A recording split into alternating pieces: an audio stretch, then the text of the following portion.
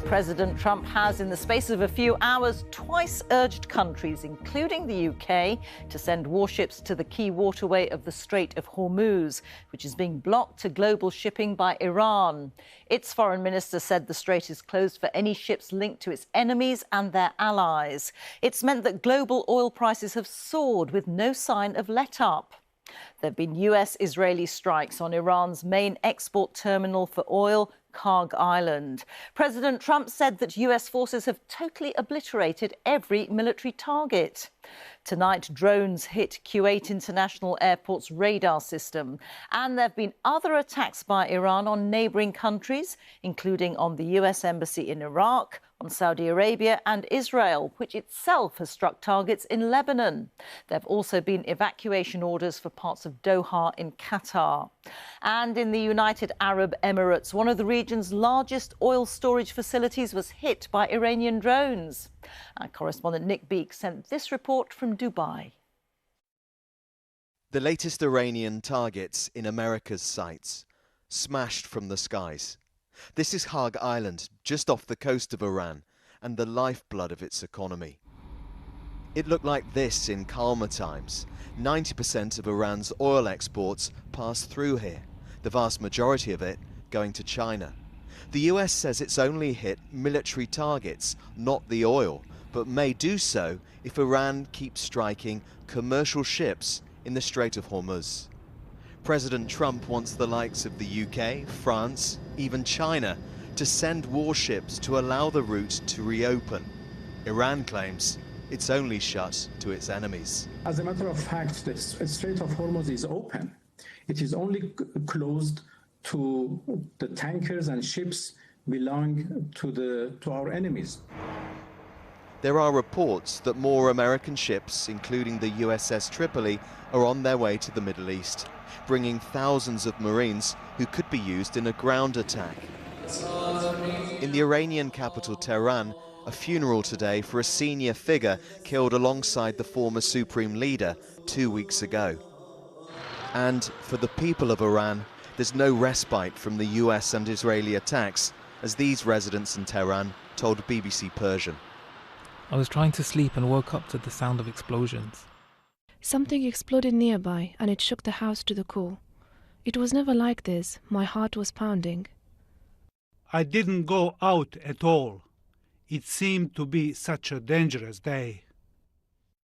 President Trump says the US has already obliterated the Iranian military, but he's raising the stakes by now striking at a site that's so vital to Iran's oil industry, its wider economy, and possibly the survival of the government.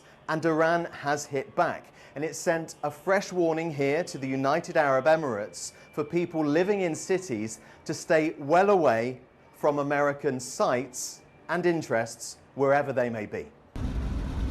The port of Fujairah on the east coast of the UAE, one of the biggest oil storage facilities in the Middle East, hit by a drone today, as Iran tries to undermine Western economies.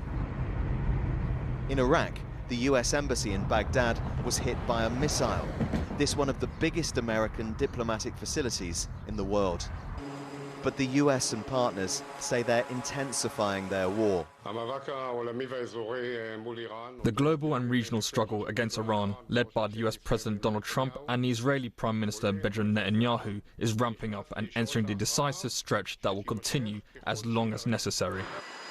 It's been a fortnight of Middle East conflict that's drawn in so many countries from around the world, with none confident of where this goes next. Nick Beek, BBC News, Dubai. Lebanon says an Israeli strike in the south of the country has killed 12 medical workers, including doctors and nurses. Israel has accused the Iran-backed Hezbollah group of using health facilities and ambulances for military purposes. From Beirut, Wira Davis reports. Barely recognisable as the medical centre it once was.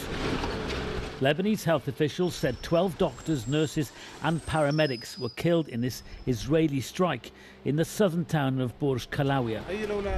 Israel has accused Hezbollah of using medical facilities for military purposes, a justification rejected by staff here. The team who worked here were volunteers providing services to civilian patients, says Mayor Mohammed Noor El-Din. Israel hit the building like this, so no one would survive. From its expanded exclusion zone in the south to suburbs of southern Beirut that some say now resemble Gaza, Israeli airstrikes are intensifying across Lebanon. And in the eastern Bekaa Valley, more twisted metal and masonry in the ruins of a family home. A strike which, according to survivors, hit as relatives gathered for their iftar meal. This was clearly a Hezbollah-supporting household. There are flags, even a picture of the late Ayatollah Khomeini. But did that in itself justify this massive bombing and the killing of an extended family of 8, including several children? Israel later said there were Hezbollah operatives at the house. But a surviving uncle said that nothing could warrant such action, apparently without warning. Israel is wrong if they think that killing children and civilians will separate us from the resistance. On the contrary, it makes us more loyal to them. I'm even more steadfast in my support now than I was before. As with many incidents, some facts are still unclear, others are painfully obvious. Tonight, diplomatic efforts are belatedly being made to stop an escalation into full-scale war. Willow Davis, BBC News in the Bekaa Valley. Well, the war in Iran is having a huge impact on the cost of energy. The Chancellor, Rachel Reeves, is expected to offer support to households struggling with higher heating oil costs. She told the Times newspaper that she'd found the money to help and that the Treasury was looking at different options. Here's our business correspondent, Mark Ashdown. Almost 2/3 of homes in Northern Ireland rely on heating oil. Unlike gas and electricity, there's no price cap, so costs can be extremely volatile. Very expensive, you know, it's at the stage now where it's nearly cheaper to go into work instead of work from home rather than heat your house. I have pensioners around me who have health issues, worried sick about turning on their oil heating. In Berkshire, Alistair placed an order for oil for his tank last week to try and beat price rises. It cost him just under £300. But days later, the company cancelled it. The new price is about 3 times higher. In the past, normally if you buy at a high price and the market drops, you're still committed and you pay the higher price. But it doesn't seem to be reciprocated from the oil providers. In an interview today with The Times, Rachel Reeves said she had found the money to help people who are not protected by Ofgem's energy price cap. She said greater support would be given to those who really need it. We're looking at cost of living crisis and we're looking at families having to choose between feeding their children and heating their homes. We're seeing some real concerns about children's emotional and physical well-being, so we welcome any kind of solution. The ongoing conflict in the Middle East is also causing concern about the cost of petrol and diesel. At a meeting with ministers yesterday, fuel retailers insisted that price gouging, where the cost of petrol and diesel is suddenly pushed up, is not happening. The competition watchdog is investigating, though. Now, there is an online fuel finder government tool now, so you can compare live prices and find the cheapest fuel near you.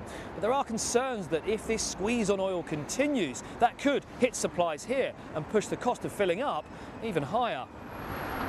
A 5p cut to fuel duty, in place since 2022, is set to be phased out in September, but the Prime Minister now says that's under review. Household energy bills are set to fall next month after changes to government policy. However, prices remain about 1/3 higher than before the Ukraine war, and this latest conflict could send bills higher yet. Mark Ashdown, BBC News. Well, I'm joined by Jonathan Beale, our defence correspondent. Jonathan, President Trump has issued this appeal to allies for more warships in the region. What are we to make of that? Well, you remember last week there was speculation that the Royal Navy might send a carrier to the region.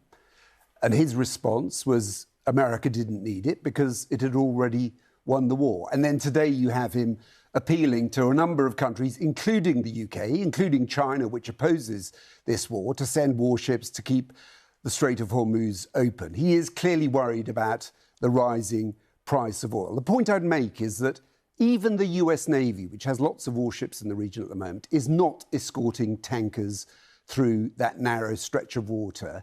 And a number of those tankers have been hit. It's probably too dangerous. We've heard from President Macron of France that he's thinking about an escorting mission, but only when the fighting subsides. The UK is saying it's discussing options with allies. But I think the reality is there aren't going to be many, if any, countries at the moment that are willing to put their warships, their sailors, in harm's way. President Trump says he's destroyed 100% Iran's military capabilities. That's clearly not the case. They're still firing missiles, still firing drones. Jonathan, thank you. Jonathan.